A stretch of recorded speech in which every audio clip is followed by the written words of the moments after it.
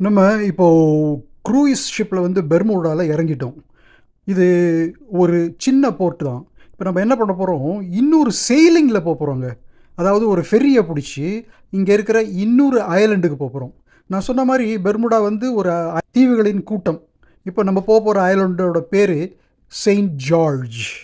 இது ஒரு பாப்புலர் போர்ட்டுங்க. போய் பார்க்கலாமா? இதோ எதிரில் நிற்குது, அதான் நம்ம போக வேண்டிய ஃபெர்ரி. அடா 2 ஃப்ளோர் இருக்கும் போல இருக்க. கண்டிப்பாக என்ஜாயபிளாக தான் இருக்கும். மெதுவாக உள்ளே ஏறிட்டோங்க. இதுதாங்க கீழே இருக்கிற முதல் தளம்.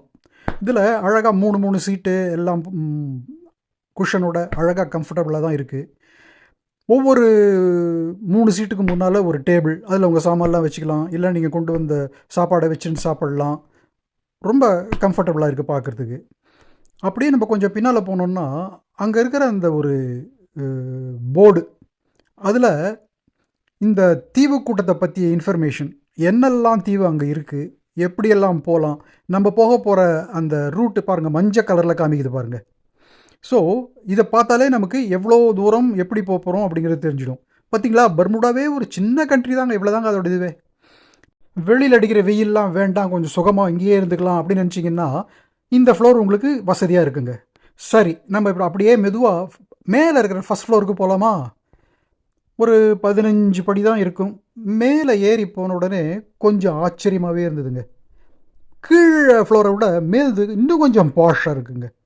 நல்ல அழகான சீட்டுங்க. விண்டோ பக்கத்துலேயே சீட் இருக்குது, அதே மாதிரி டேபிள். இங்கேருந்து பார்த்தா வெளியெல்லாம் பார்க்கலாம். பார்த்திங்களா, நம்ம நேற்று பார்த்த அந்த கவர்னர்ஸ் ஆஃபீஸ் கூட தெரியுது. இந்த ஃப்ளோரு கீழ் ஃப்ளோரை விட இன்னும் கொஞ்சம் மோர் கம்ஃபர்டபுள். இப்போ நீங்களே பாருங்களேன், சீட்டெல்லாம் எப்படி எவ்வளோ அழகாக இருக்குன்ட்டு. சரி, இதை தாண்டி இப்படியே மெதுவாக கதவை திறந்து வெளியே இருக்கிற அந்த இடத்துக்கு போகலாமா?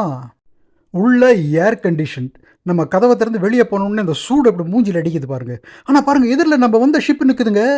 வெளியில் இது ஏர் கண்டிஷன் இல்லாத இடம், அதனால் கொஞ்சம் வெயில் எல்லாம் அதிகமாக இருக்குன்னு நினைக்கிறேன்.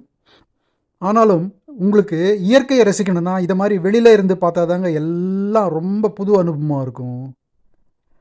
பாருங்கள், எல்லாரும் இங்கே வெளியில் வந்து உட்காந்துட்ருக்காங்க. இங்கேருந்து பார்த்தா நம்மளோட பர்முடாவே வேறு மாதிரி தெரியுதுங்க. ஆனால் இதை மாதிரி நிழல் இல்லாமல் கொஞ்சம் சைடில் போயிட்டிங்கன்னா வெயில் அடிக்கும் ரொம்ப. இன்றைக்கி எங்களுக்கு கொஞ்சம் வெயில் தான் அடிக்க போகுதுன்னு நினைக்கிறேன். அந்த வெயில் இல்லாமல் நாங்கள் மேபி உள்ளேயே இருந்துடலாமான்னு கூட நாங்கள் யோசனை பண்ணிகிட்ருக்கோம். ஆனால் இதை பாருங்கள், இந்த மாதிரி அருமையான பெர்முடா காட்சியெல்லாம் உள்ளேருந்து பார்க்க முடியாதுல்ல. இந்த ஃபெரி ரைடு சுமார் 1 மணி நேரம் இருக்குன்னு சொல்கிறாங்க. அங்கே போய் செயின்ட் ஜார்ஜை பார்க்கலாமா?